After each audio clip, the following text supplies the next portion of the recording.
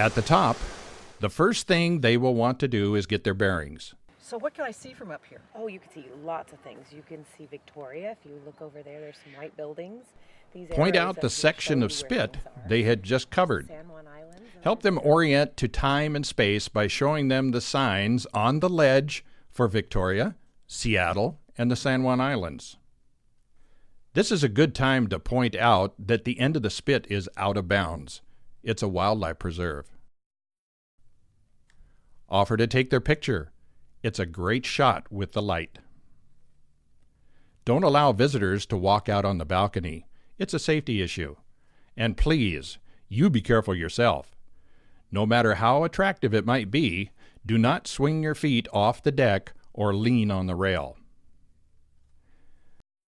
The helicopter pad is clearly visible from the lantern room. It's rusty and in disrepair.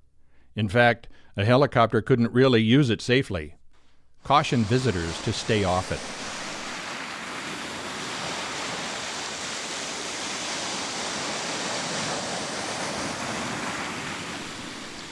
This is a trick that keepers have learned over time, posting a keeper in the lantern room with a radio to keep a lookout for visitors rounding the bend.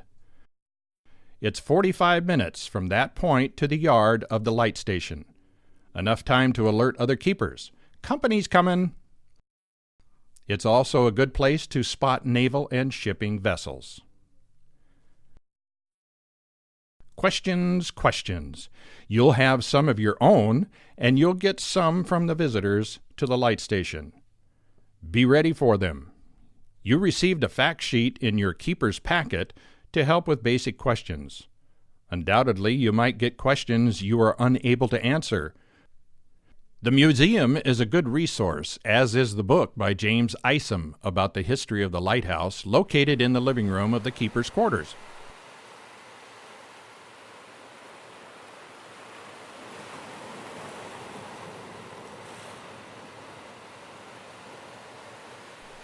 The new Dungeness Light Station is a historic property. As you can imagine, there's a lot to do with the upkeep of the buildings this old. It takes many, many volunteer hours to keep the station looking as good as it does. One of the most famous or infamous volunteers was Barry Dove.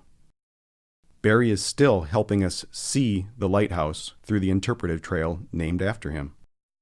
Without Barry and hundreds more, including you, we couldn't keep the light shining. You will receive your chore list at the transport station as you are coming out. These are light-duty maintenance jobs that will help us maintain the station. Stick to the chore list. Do you have special maintenance skills? Are you an electrician or a plumber and feel like putting those talents to work during your stay? We'd like to chat with you before you arrive and see if our needs match your skills. Give us a call before you get here. A good rule to follow is to leave it better than you found it.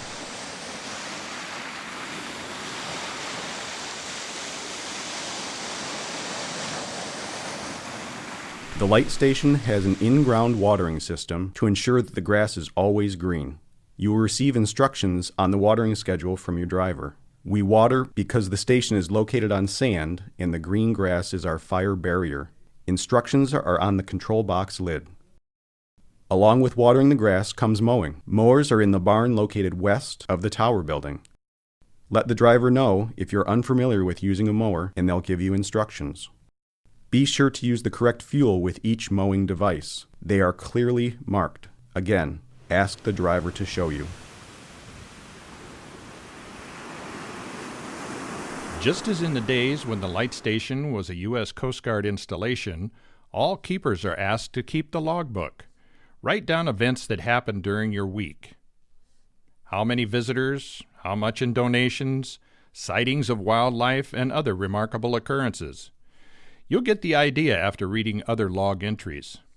You can find these logbooks in the upstairs library. And yes, polishing the brass and washing the tower's windows are part of your daily chores, just as they have been since 1857. And don't forget to sweep the steps. Those visitors will track sand in every day. But do not polish or clean the light or the lens on display. That's the job of the United States Coast Guard, not part of your responsibility.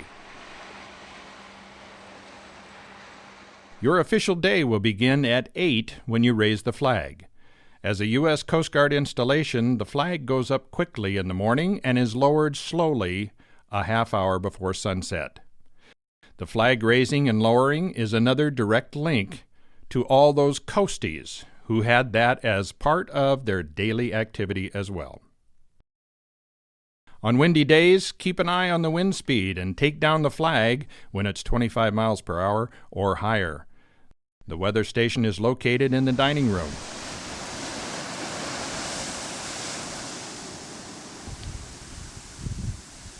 Sometime midweek in your stay, you will receive a phone call from the general manager inquiring about supplies. These are the supplies that are stored in the storage area of the keeper's quarters. Check to see if anything is running low. Be sure to check the gas cans in the barn to make sure there's enough gas for the mowers. On occasion, work parties from the association will be there to take on significant projects that need specialized skills. They are totally self-sufficient and will be staying in apartments in the Lighthouse building. You won't need to entertain them or feed them. They will let you know what they are working on and will try to stay out of your way.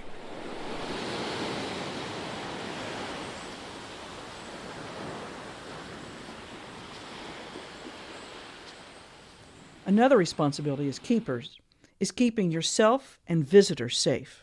Emergency information for topics such as what to do if you lose electricity, have an injured visitor, or even what to do in the event of a tsunami can be found in the bright red binder located near the phone in the keeper's quarters. Because of our location only 18 miles from Canada, calling 911 is not an option, as Canadian operators could answer. Your first call in an emergency is to the Clallam County Sheriff and then the General Manager. You will find these numbers in the red binder on the desk in the dining room.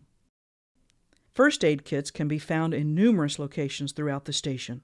If you have used any supplies from these kits, be sure to let us know when we call midway through your stay so they can be replenished. You may notice that there are no fire stations located near us. Prevention is key. There are no candles, no open flames allowed in the house or on the spit. Be especially careful if you use the gas grill. Keep it away from the house. And be cautious when cooking in the kitchen. The fire extinguishers are in key locations everywhere. Just look for them. Knowing where they are helps in an emergency. For security, there are 2 webcams operating 24 hours a day. It's a great way to wave at your friends back home. These cameras take still pictures every few minutes.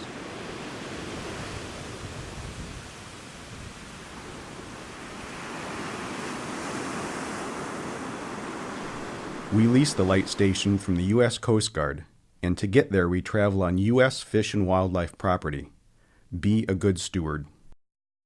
Be aware of Fish and Wildlife rules. A list of the rules and the boundaries are in your keeper's packet.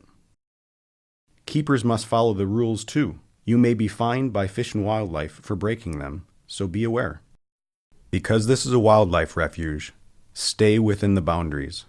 Generally speaking, the tip of the spit and the bay side are closed to visitors. However, the yellow markers on the bay side designate where boaters may land. If you see someone heading to an out-of-bounds area, inform them of the rules. Let them know it's for the benefit of the wildlife. However, your job is not to enforce the rules. Just inform the public. Beaches on the north side of the spit will collect all sorts of debris. Another of your jobs is to help keep that area clean by collecting all the curious and amazing things that wash up. Take a large trash bag with you as you walk along the beach. Stash your finds in the Fish and Wildlife trash enclosure on the path out to the beach. No household trash goes here. Thank you for doing your part in keeping the light shining. You are a continuation of a valuable maritime tradition. Your fees are 75% of the light station's budget. We simply couldn't maintain the light station without you. You'll be surprised how quickly you fall into the rhythm of the light station. Enjoy every minute of it. This time of serenity won't last. You'll be headed back to reality soon enough. So start packing. We're waiting for you.